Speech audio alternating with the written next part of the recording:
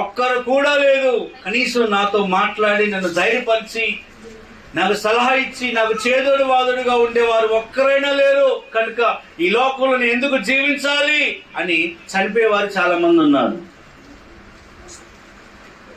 నా ప్రియమైన వాళ్ళారా, ఎంత నష్టం భరించినా ఎదుర్కొన్న ఆదరణ కలిగించే ఒక్క మాట బ్రతుకు జీవితాన్ని నిలబెడుతుంది. దేవునికి స్తోత్రం. అట్లా నిలబెట్టేటువంటి మాటలు వారికి దొరకనందువలన ఈరోజు చాలా మంది యవనస్తులు చనిపోతూ ఉన్నారు. వింటున్నారా?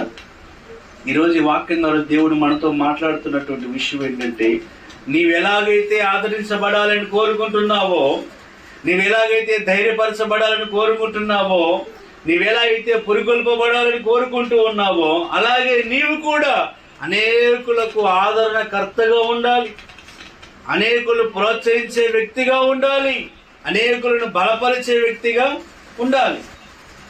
దుఃఖంలో ఉన్నవారిని, నిరాశలో ఉన్నవారిని, బలహీనైన వారిని, కృంగిపోయిన వారిని ఈ లోకం ఏం చేస్తూ ఉందంటే, మూలిగేటి నక్క మీద తాటిగా పడ్డట్టుగా ఇదిగో వారిని ఇంకా సూదులతో గుచ్చినట్లు సూటిపట్టి మాటల చేత ఇంకా ఇంకా ఇంకా కొండదీస్తూ ఉంటే, దేవుని ప్రజలుగా, దేవుని కుమారులుగా, దేవుని కుమార్తెలముగా మనం ఏం చేయాలంటే పిల్లరా, వారికి ఆదరణ కలిగించేటువంటి మాటలు మాట్లాడగలిగిన వారముగా ఉండాలి. దేవునికి స్తోత్రం.